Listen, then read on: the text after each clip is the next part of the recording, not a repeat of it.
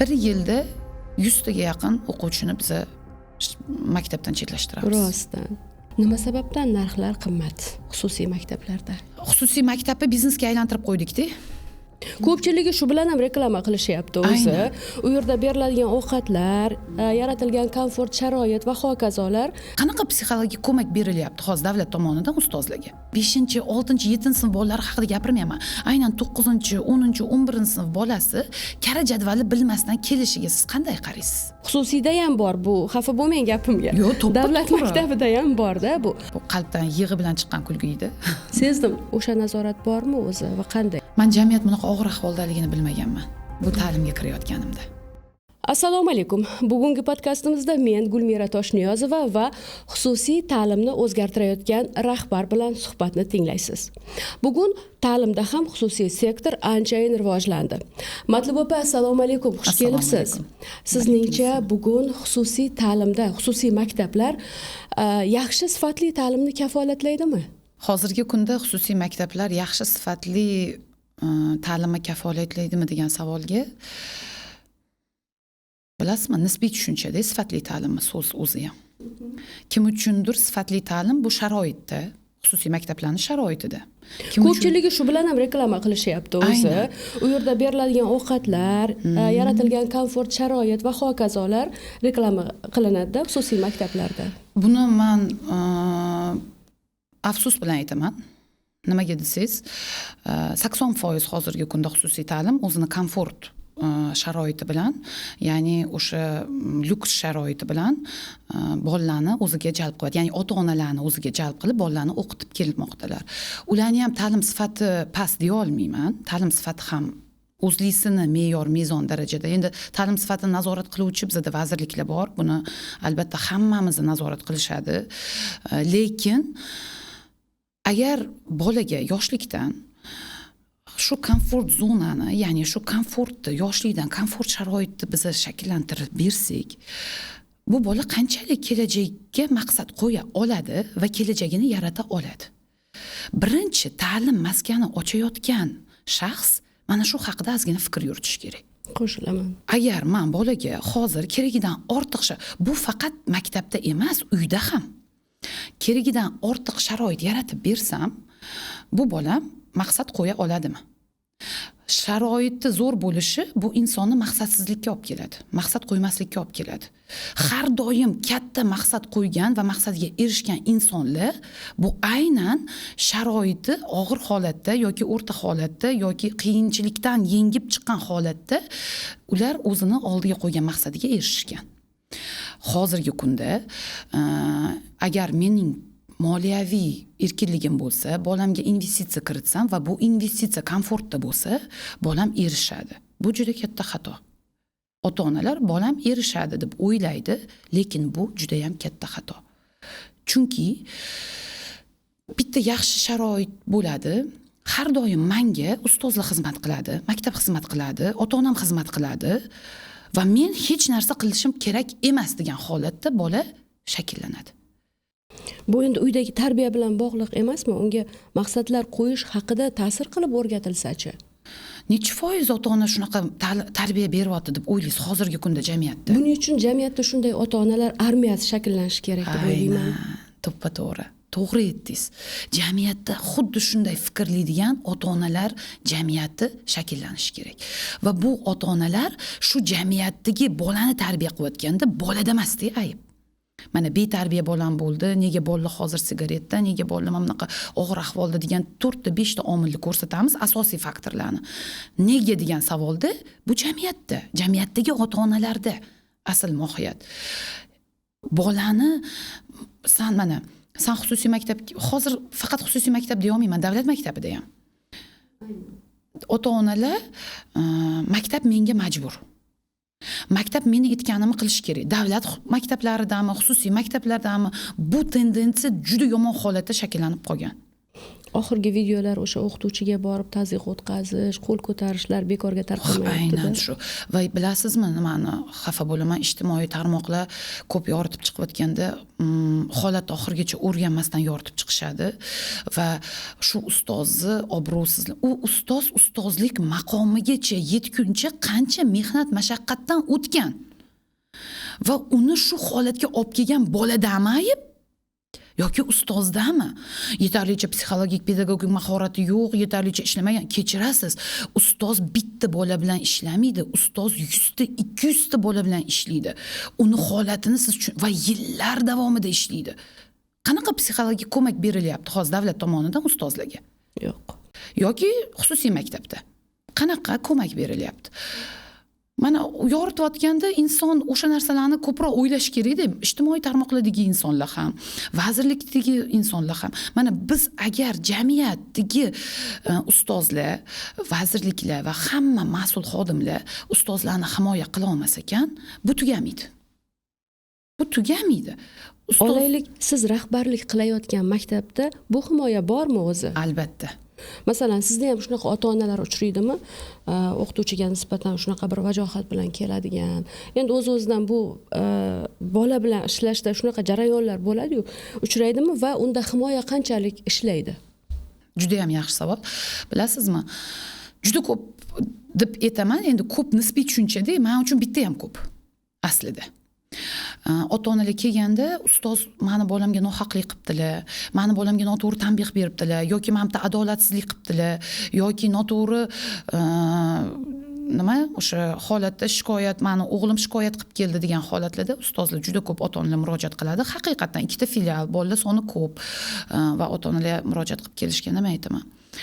Siz bizni ichki tartib mezonlarimizga qo'l qo'ygansiz va shu tartib mezonlardan kelib chiqqan holatda biz farzandingiz bilan ishlaymiz. Sizga agar hozirgi kunda farzandingizni buguni qiziq bo'lsa, siz farzandingizni buguni bilan yashaysiz, lekin kelajagini yarata olmaysiz. Agar siz farzandingizni bugun emas, kelajagi bilan ishlaydigan bo'lsangiz, bu ustoz haq. Siz o'zingiz oldin bitta to'xtamga kelib oling ota-ona sifatida. Sizni farzandingizni bugungi xohishi bajarilishi muhimmi yoki sizga farzandingizni kelajagini yaratish muhimmi? Qaysi omil muhim? Balansni ushlab olishimiz kerak-da, to'g'ri. Bola har doim o'zini foydasiga gapiradi. Uyda ham siz hatto o'zingizni farzandingizni masalan ursangiz, borib otaga shikoyat qiladi. Yoki ota ursa sizga shikoyat qiladi. Kimning foydasiga? Faqatgina o'zini foydasi. Maktabda ham xuddi shunaqa. Ustoz tanbeh bersa o'zini foydasiga o'qiydigan, vazifalarni vaqtida bajaradigan, hamma tartib qoidaga rioya qiladigan va kelajagini qurayotgan bolaga ustoz tanbeh beradimi? Yo'q. Ustoz har doim o'qiydigan bolaga 200 barobar o'zini energiyasini sarflashga tayyor. Har doim.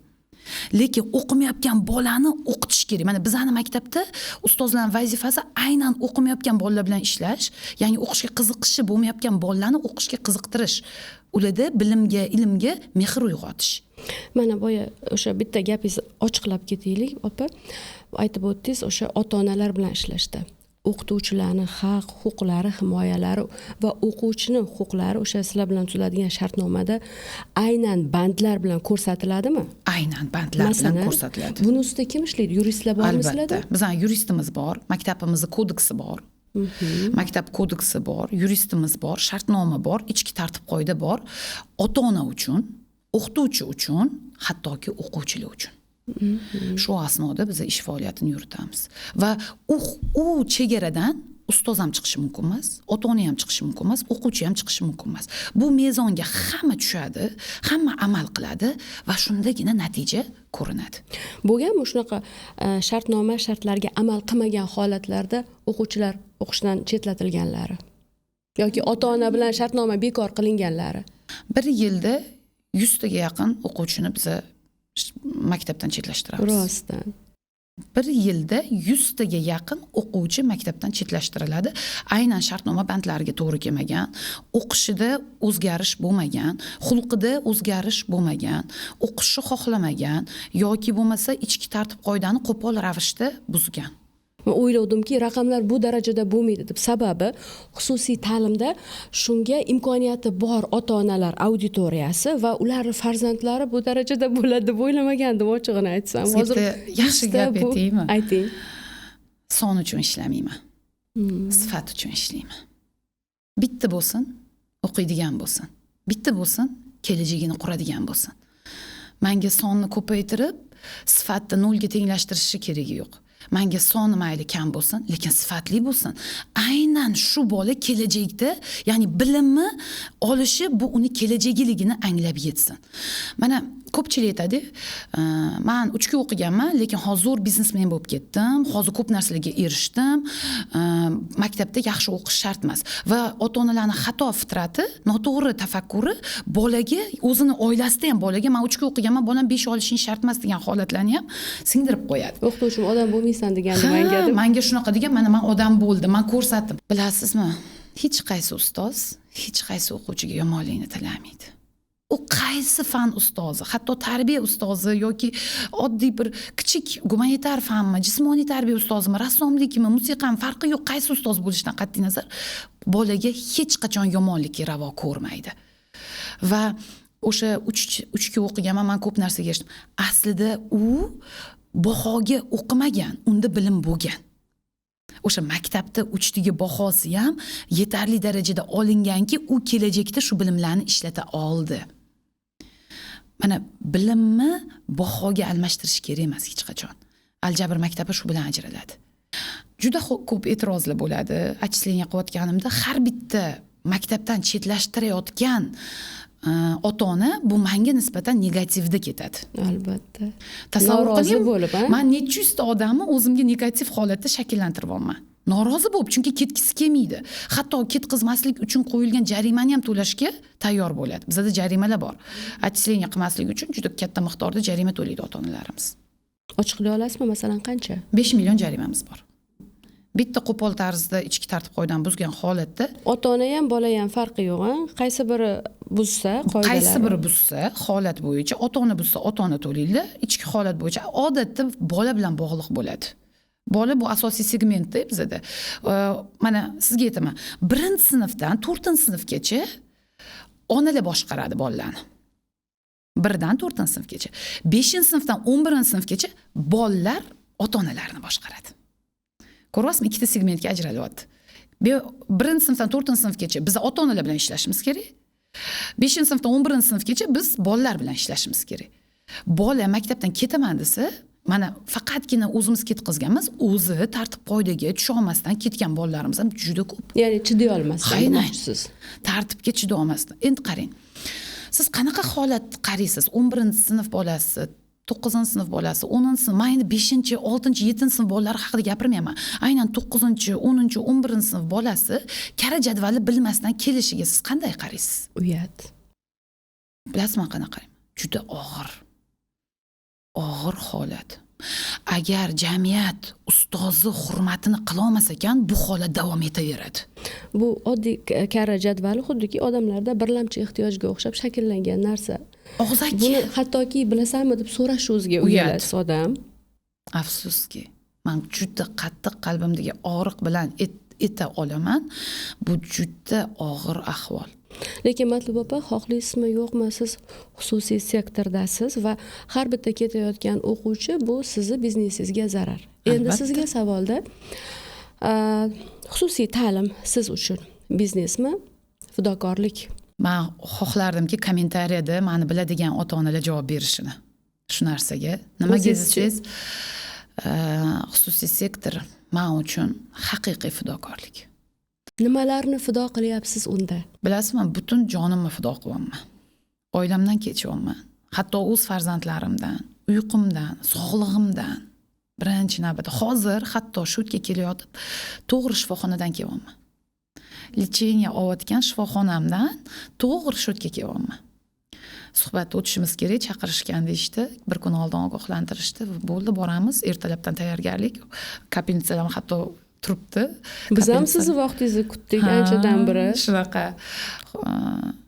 Birinchi o'zi oladigan bo'lsam, sog'lig'imni fido qildim, oilamni fido qilyapman. Hatto bilasizmi, 24 ga 7 ishlaymiz.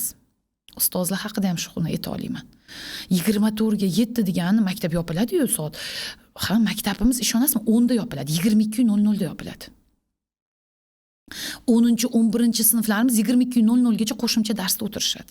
Maktab o'zida. Maktab o'zida. Qatdan topasiz bunaqa fidokor ustozlarni? 22:00 gacha bolalarga ta'lim beradigan. Bolalarni o'stirishga harakat qiladigan. Endi shunaqa fidokorlik qilayotganingizda ota-onani qanaqadir arzimagan mayda-chuda narsa bilan kelishi qanchalik qalbingizga yoqadi ayting? Qanaqa u ota-onani siz tabassum bilan kutib olasiz? Men kutib ola olmayman shaxsan. Hatto qabulimga ham yozmayman. Ochiq aytganingiz uchun rahmat buni.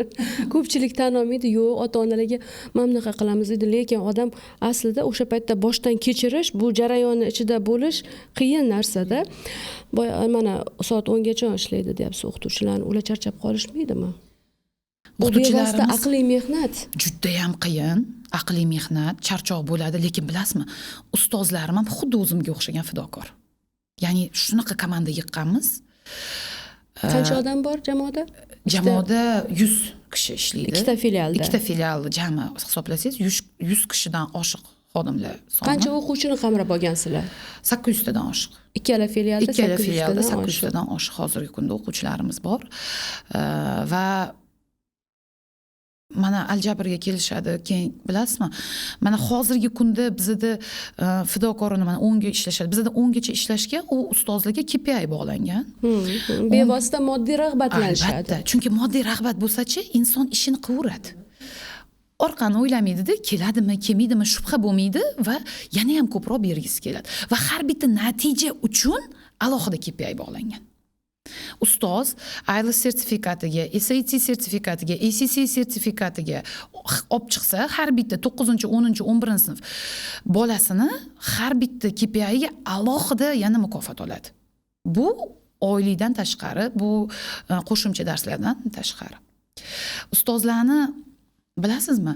KPI ham meni ustozlarimni qiziqtirmaydi o'zi. Ustozlarim uchun biz shunaqa oliy maqsad qo'yganmiz. Bu bolalardan kelajakda mutaxassislar chiqishi. Bizni maktab ko'plar tanigan, tartib intizomli, anaqa tartib intizomni yaxshi ushlab beradigan, kuchli tartib intizomga amal qiladigan maktab deb tanilganmiz-da, Aljabr maktabi. Hozirgi kunda albatta juda ko'pchilikni e'tiborini jalb etgan maktablar sarasiga kiramiz va asli u maqsadda ochmaganman maktabni.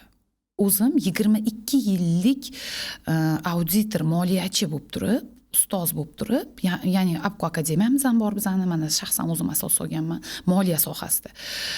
Shu kasbimni kelajak avlodga beray. Zero shu kasbdan bolalar foydalanib 4 yil universitetni bitirishni kutmasdan maktab yoshidanoq kasb, ya'ni 11-sinfni bitirayotgan nazariya bilan amaliyot birgalikda. Qaysi maktab 9, 10, 11-sinfda bitirayotganda bolalarni mutaxassis qilib chiqaryapti hozirgi kunda. Beradi mutaxassislikni, boshlang'ich bilimlarini beriladi. Qanaqadir umumiy bilimlar beriladi. Bizda esa haqiqiy kasb beriladi. Qaysi yo'nalishlarda, masalan, kasbiy ta'lim? Kasbiy ta'lim moliya yo'nalishida va bevosita o'zingizni sohangizdan kelib chiqib. O'zimning sohamdan kelib chiqib. Moliya yo'nalishida moliyani ikki xil yo'nalishi, milliy standart va xalqaro standart. Bizning maktabimiz xalqaro maktab toifasiga kiradi va bu xalqaro maktab toifasi bu bizni ACC tashkilotini kumush hamkorligiga egamiz. Va birinchi fundamental bilim milliy standartlar bo'yicha buxgalteriyani o'rganishadi, keyin ACC bo'yicha xalqaro standartlarni o'rganishadi. Hozirgi kunda 10 yillik buxgalterlar masalan ACC ni bitta sertifikatiga ega emas. Bizning 11-sinf bitiruvchilarimiz 4 ta sertifikatiga ega.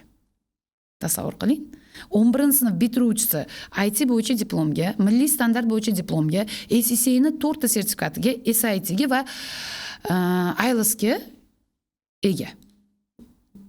Endi qarang, bu 11-sinf bolasi rezyume joylayapti. O'sha rezyume joylaydigan bizda juda ko'p ijtimoiy tarmoqlar bor, o'sha yerga joylayapti. Siz o'shanaqa bolani ishga olmasmisiz?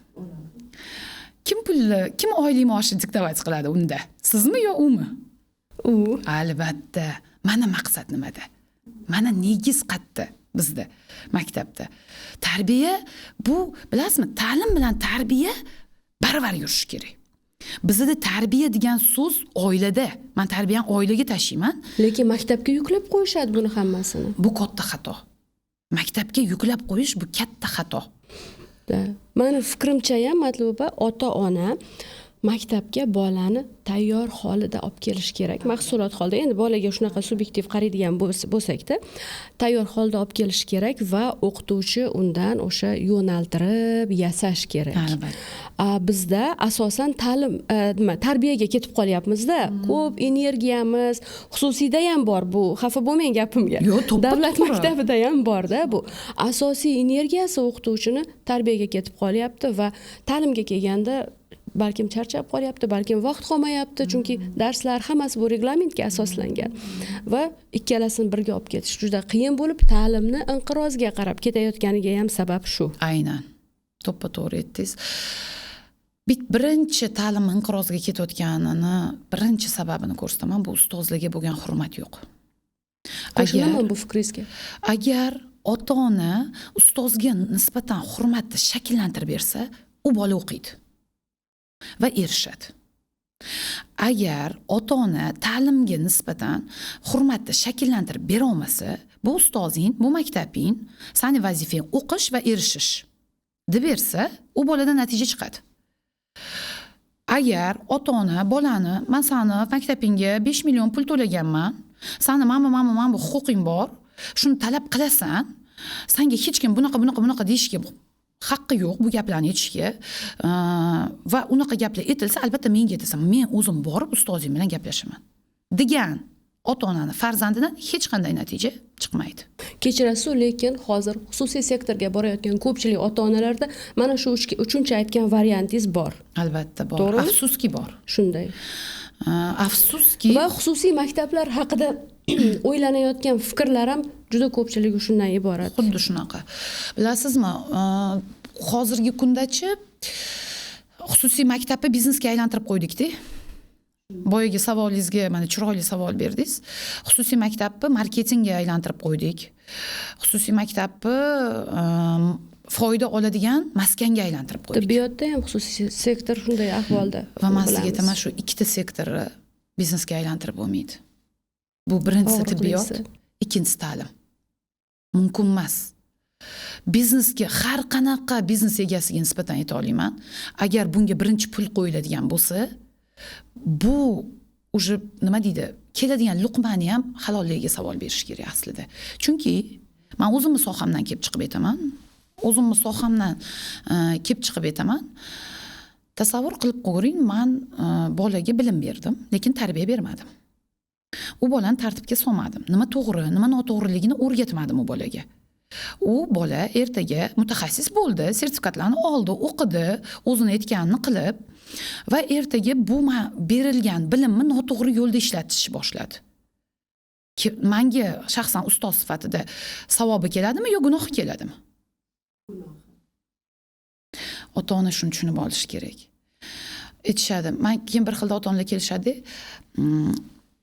Nimaga sizlarda soch uzunligi belgilangan, nega forma, nega krossovkada yurish mumkin emas, nima uchun tartib qoidanglar unaqa o'zi qo'l qo'yib ketishgan, o'qib chiqishgan, lekin yana nimaga degan savollar ko'p bo'ladi.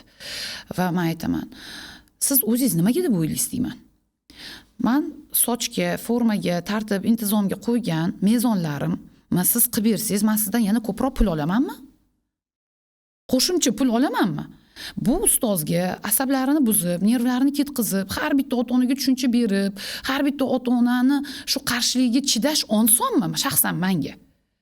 Nima uchun qildilar buni ustoz? degan savolni ota-ona o'zi berish kerak. Bu birinchi tartib intizom bu ota-onaga. Agar ota-ona shu mezonni birinchi beradigan savolimiz ham shu tartib intizomni qila olasizmi degan savol beramiz. Agar siz qila olmasangiz, bizni maktabga hujjatlaringizni topshirmang. Biz natijani kafolatini bermaymiz va qabul ham qila olmaymiz. O'zi aynan mana sizga kelayotgan ota-onalar nima istashadi? Xususiy bir savol bilan aytganda, odamlar bugun xususiy maktablardan nima istashadi? Og'izda bilim istashadi. Og'izda bilim istashadi. Amalda ularning xohishlarini bajarilishini istashadi. Bu haqiqat. Og'izda biz bilim, tarbiya uchun keldik deyishadi. Og'izda bu faqat. Amalda shu narsani tushuncha berishni boshlaganingizda bu narsa, bu holat teskarisiga qilishadi. Mani aytganim bo'lishi kerak. Ya'ni jarayonda, amalda mani aytganim bo'lishi kerak degan narsani istashadi. Shu holatni xohlashadi. Agar siz, men aytamanki, siz ustozmisiz, siz ta'limni tushunasizmi, siz ichki mezonni tushunasizmi, ta'limni berilishi va uni talab qilish mezonlarini tushunmaydigan odamga ta'lim haqida gapirishni ham xohlamayman vaqti kelsa. To'g'risi, siz ta'limni ichida emassiz. Oddiygina aytaman. Keling, men mana shu sizga katta stolimni bir kunga bo'shatib beraman. Siz bir kun shu 200 ta bola bilan ishlaysiz. Va o'zingiz aytayotgan mezonni qo'yib berasiz va menga natijasini ko'rsatasiz. Men bir kun dam olaman. Xohlasangiz bir hafta. Men ham otpuskaga chiqmayotganimga 4 yil bo'ldi deb aytaman.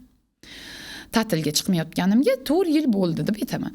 Yo, ustoz, endi tasavvur qiling, siz bitta taklif bilan keldingiz, ikkinchi ota-ona yana bitta taklifini aytadi, bitta xohishini aytadi, bitta ehtiyojini aytadi. Hamma 200 ta ota-ona o'zining ehtiyojini aytdi.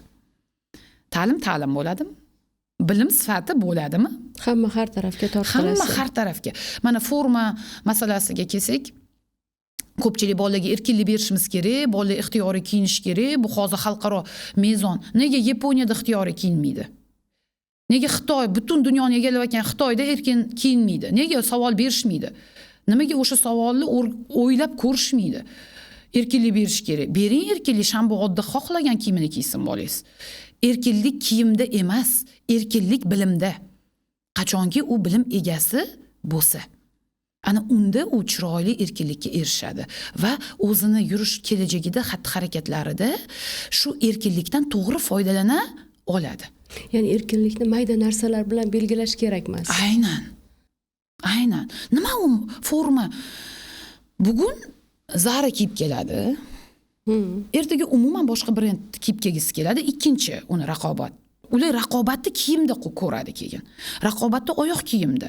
Raqobatni bilimda emas, balki bor boyligini ko'z-ko'z qilishda. Ya'ni ota-onasini boyligini. Hali o'zi erishgani yo'q. Va men aytamanki, keling o'zingiz erishing va undan keyin ko'z-ko'z qiling. Siz o'zingiz erishib shu brend kiyimlarni kiyishgacha yetib boring. Brend telefonni ishlatishgacha yetib boring. 5-sinf bolasiga iPhone 15 nimaga kerak? Mana savolda. 5-sinf iPhone men qachon olganman, bilasizmi? Tadbirkorlikni 10 yil qilganimdan keyin o'zimga shu narsani ravo ko'rganman, shu telefondan foydalanishni. U ham zamon talabi bo'lgani uchun o'sha vaqtda 5-sinf bolasi, endi qarang, unga iPhone berildi, unga kiyimi berildi, hamma ehtiyoji qondirildi. Nima maqsad qo'yadi u bola oldiga? O'zini boshqalardan balandroq ko'rsatish, uni idealiga aylanib. Menda har doim hayot shunaqa bo'ladi. Shu davom etadi. Qiyinchilikka bardosh bera olmaydigan zaif bolalar chiqadi. Bu zaif bolalar kelajakda hech narsaga erishmaydi. Bolalarni bilimli, kuchli qilish kerak. Ular kelajakda maqsad qo'ya oladigan va maqsadiga erishadigan qilib tarbiyalash kerak aslida. Bugun ko'pchilik xususiy maktabda farzandini o'qitishni xohlaydi, ko'pchilik. Lekin narxlar masalasi ko'pchilikni o'ylantiradi. Sabab bugun O'zbekistonda o'rtacha oylik ish haqini olganda va oilamizdagi farzandlar sonini hisobga olganda ko'pchilik aholining katta qatlami bunga qodir emas. Nima sababdan narxlar qimmat xususiy maktablarda? Xususiy maktablarda narxlar qimmatligining birinchi sababi, xususiy maktablar ko'pi ijaraga olingan binoda o'tiradi. Bino ijaraga olingan. Ijara to'lovi Toshkentda eng minimal holatda 1 kvadrat metri $15 tashkil etadi. Xususiy maktab uchun eng kamida 1000 kvadrat joy kerak. Tasavvur qiling. Shuni o'zidan hisob. Undan tashqari xususiy maktabga yaxshi kadrni jalb qilishingiz uchun, malakali ustozlarni jalb qilishingiz uchun yaxshi oylik to'lashingiz kerak. Oylik maosh to'lashingiz kerak. U oylik maoshni o'z vaqtida berishingiz kerak va KPIlarga bog'langan holati bor. Va u narsani agar tizimlashtirayotganingizda o'z vaqtida qilmasangiz, hech qaysi kuchli ustoz sizni dargohingizda qolmaydi. Chunki Toshkent shahrida 190 ta xususiy maktab bor. Toshkent shahrida siz mana bilinmagan raqam, ko'pchilik kuzatmaydigan, tasavvur qila olmaydigan raqamni aytaman sizga, 190 ta xususiy maktab. 1 yil oldin 160 ta edi. 1 yilda 30 ta. 1 yilda 30 ta xususiy maktab. o'sish yaxshi. Juda Raqamlarda. katta tendensiya bilan o'sish ketyapti. Katta o'sish bu yaxshi. Sog'lom raqobat shakllantiradi, o'zini ustida ishlashi shakllantiradi, yengillik kiritishi, bolalarga yana ham sifatli ta'lim berishi shakllantiradi. Ya'ni bu juda yaxshi, bunga xursand bo'laman men. Lekin biznesga aylantirib qo'yishmasin. Menda 800 ta, kimdadir 1000 ta, kimdadir 500 ta, kimdadir 200 ta, kimdadir 100 ta bolalar, agar biz hamma xususiy sektorlar va davlat sektorlari, hamma maktablar bitta yoqadan bosh chiqarib sifatli bilimga agar o'zimizni quntimizni qaratsak, albatta jamiyatga yaxshi bir sog'lom fikrlaydigan mutaxassislarni tarbiya qilgan bo'lamiz, tarbiya va bilim bergan bo'lamiz. Rejalaringizda bormi o'zingizda? Balki hozir ham bordir, bu joriy qilingandir. Xususiy maktablar, davlat maktablari rahbarlari bilan bir qanaqadir treninglar o'tkazish, nimalardir ko'rsatish, fikrlar almashish. Rejada bor, qilinmaganman. Hatto yaqinda aytdim, shunaqa bir trening qilaylik deb Shuhratga aytdim. Bilasizmi, ko'pchilik istamaydi rahbarlar shu narsani. Qaysi nimada sektordagi? Xususiy sektorda. Xususiydagilar istamaydimi buni? Xususiy sektordagilar istamaydi. Davlat sektoriga hali chiqqanim yo'q, yomon ko'raman. Davlat xususiy sektorlarda o'z gruppa bor. Xususiy maktablar rahbarlari degan yig'ilgan gruppamiz bor.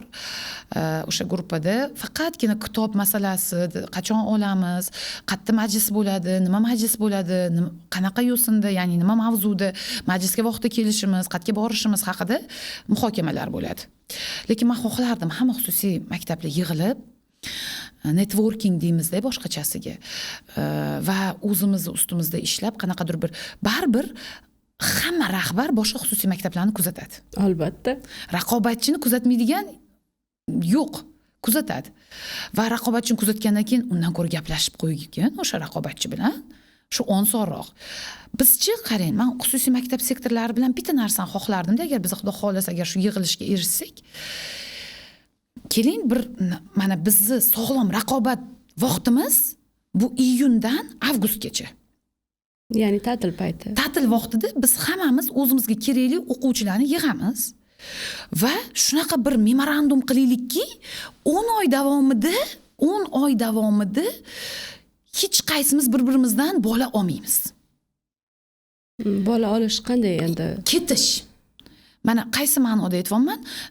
Xususiy maktablarda, davlat maktablar, mana xususiy maktablarda eng og'riqli, hamma biladigan holat bu, mana aytyapman-ku, tartibga tusha olmadimi?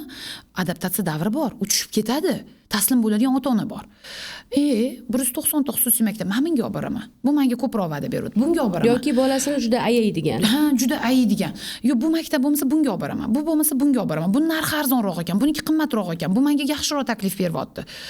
Men aytardimki, hamma takliflarni yoz oyida qilaylik va yoz oyida bir-birimiz bilan raqobat qilaylik.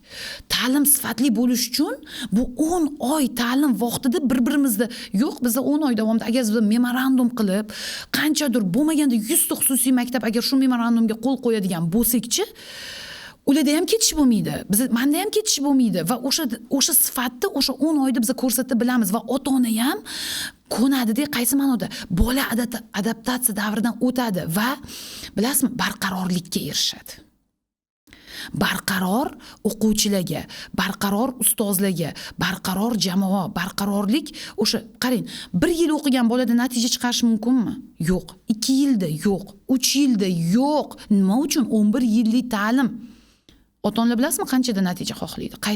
Qaysicha muddatda, ya'ni shunaqa tez natija xohlashadi. 1 oyda siz uni bolasini eng daho qilib berishingiz kerak. 1 oy muddatda 5 million pulga. Men bir xilda hayron qolaman-da. Siz o'zingiz 5-sinfgacha, 11-sinfgacha daho qilmagan bolangizni 1 oy muddatda biz qanday qilib daho qilib beramiz? Bola juda og'ir ahvolda kelgan. Men tibbiyot tilida aytganimda og'ir ahvolda, koma holatda kelgan desa ham bo'ladi-da. 0. Shuning uchun men agar xususiy maktablar sektori o'sha bir yig'ilishib, shunaqa memorandum izlasak, bu haqiqatdan fidokorona, fidoyilik bo'lib, hammamizni o'sha qilayotgan ishimizni samarasini ko'rsatib, sifatini ko'rsatib beradigan fikrdaman. Yaxshi fikr. Yana umuman O'zbekiston ta'limini bundoq nigohimiz bilan qaraganda, bugun O'zbekistonda ta'lim sohasida aynan nimalar o'zgartirish kerak deb o'ylaysiz? Birinchi ta'lim dasturini o'zgartirish kerak. Ta'lim dasturi hozirgi dasturga 1-sinfdan 9-sinfgacha bo'ladigan dastur yaxshi holatda, lekin 9dan 11-sinfgacha bo'ladigan ta'lim dasturiga kasb qo'shish kerak, hunar qo'shish kerak va qizlarga nisbatan ham, o'g'il bolalarga nisbatan ham shu 3 yil davomida, ya'ni ta'lim dargohini maktabni bitirib chiqqandan keyin o'quvchi ishlay olishi kerak.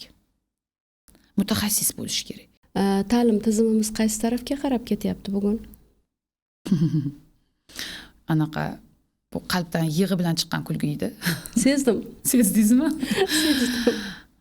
Hozir mana ta'lim uchun ajratilayotgan subsidiyalar, ta'lim maktablar uchun masalan kommunal to'lovlarda yengilliklar berilyapti, налогlar, soliqlarda juda katta yengilliklar berilgan.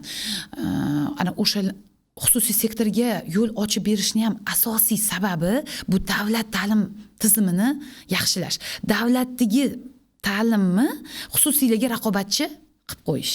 Ya'ni davlat maktablarini xususiy sektorga raqobatchi qilib qo'yish. Xususiylar xususiyga emas. Ming afsus bilan aytaman, davlat maktablari rahbarlari xususiy sektorni o'zisiga pul ishlayotgan, faqat pul uchun qiladigan, biznes uchun qiladigan. Hamma xususiy maktab unaqa deb ayta olmayman.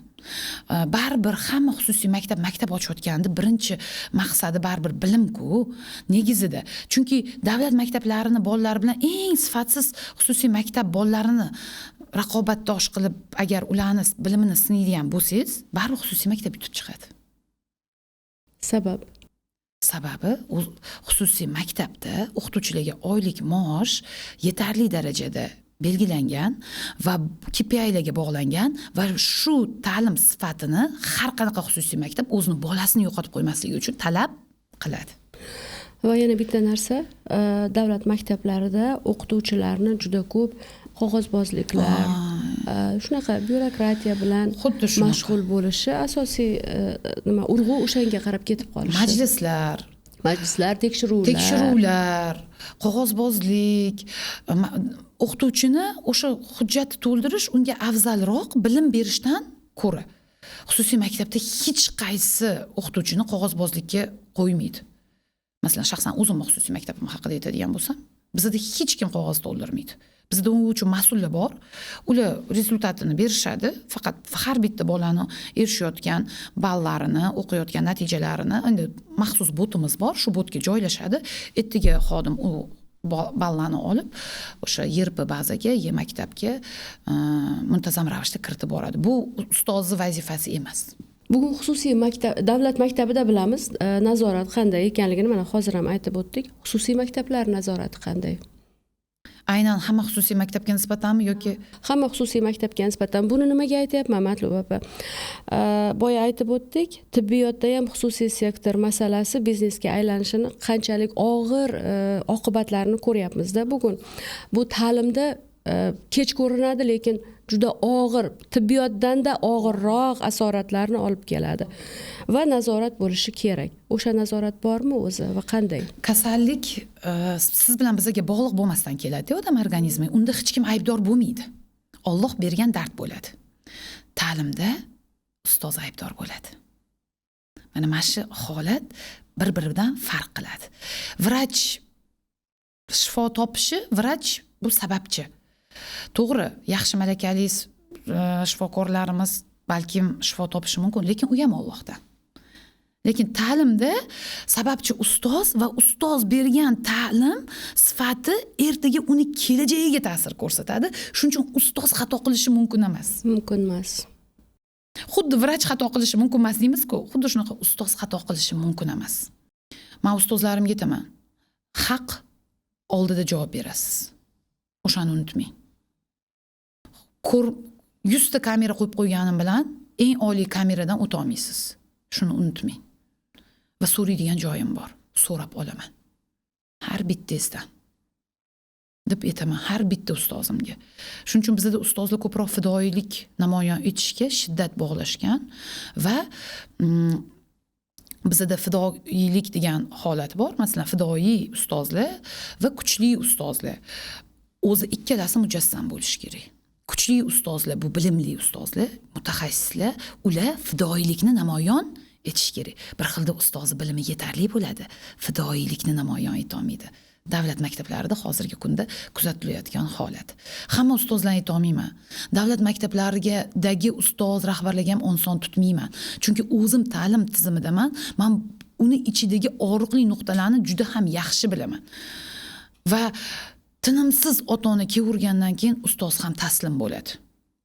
Ota-ona kelib e'tiroz, mani bolamga unaqa debsiz, mani bolamni urishibsiz, mani bolamga tanbeh beribsiz, mani bolamga 2 qo'yibsiz, nega 2 qo'yasiz, nima haqqingiz bor? Bu savol beraman-da, bolani maktabdagi haq-huquqi nima? Ikkala sektorda ham. Maktab davlat sektorida ham, xususiy sektorda ham. O'qish, ta'lim olish, o'zlashtirish va uni o'zlashtirganini ko'rsatib berish. Mana bitta. Ota-ona esa unga ko'makchi. Kelib e'tiroz bildiruvchi emas, ko'makchi bo'lishi kerak. Keyin xafa bo'lsin faqat o'zidan u ota-onalar. Bolani kelajagi yo'q bo'lganda faqat o'zlaridan xafa bo'lsin. Chunki vaqtida to'g'ri yo'l ko'rsatib berishmagan farzandlariga. Agarda vaqtida to'g'ri yo'l ko'rsatib berishganda, farzandlari albatta erishgan bo'lardi. Bilasizmi, mana shunaqa chiroyli lozungim bor-da, iboram bor. Farzandning birinchi ustozi bu uning ota-onasi. Ota-onam mening birinchi ustozim. Bizning maktabimizda har doim shu shior turadi. Ya'ni bolalarga singdiriladi. Singdiriladi. Ota-onalarga ham singdiriladi. Mening birinchi ustozim mening ota-onam. Birinchi men ota-onalarga ham singdiraman, keyin biz, men aytaman, biz sababchi ustozlar. Biz vaqtinchalik ustozlar. Hozir hayotingizda bormiz, keyin hayotingizdan chiqamiz. Siz esa doimiy farzandingiz bilan qolasiz va shuning uchun umringiz oxirigacha farzandingiz uchun ustoz bo'lib qolasiz. Rahmat. Bugungi suhbatdan o'zim mazza qilyapman, Matlub opa. Chindan ham o'zi boshqaruvchilik oson emas-da. Boshqaruvchi bu notiq bo'lishi ham shart. Albatta. Chunki ham ota-onalar, ham o'quvchilar, ham jamoani boshqarish juda katta kuch talab qiladi. Jamoani saralashda nimalarga e'tibor berasiz? Jamoani saralashda birinchi imtihon topshirishadi bizda. Imtihondan o'tishadi o'qituvchilar. Aniq fan ustozlari albatta imtihon topshirishadi va bir hafta dars o'tish mahorati kuzatiladi. Agar shu mahoratda bizani dars o'tish mahoratini baholaydigan ustozlarimiz bor, ularni tasdig'idan o'tsa, undan keyin sinov muddatiga qabul qilinishadi. Ya'ni kengashdan o'tsa, mas'ullar bor. O'sha mas'ullar kengashdan o'tsa, undan keyin yana 2 oylik sinov muddatiga qabul qilishadi. Ko'p ota-onalar e'tiroz bildirishadi. Nima uchun? Ko'p almashadi ustozlar. Mana men sizga hozir 10 varoli rezyume beraman.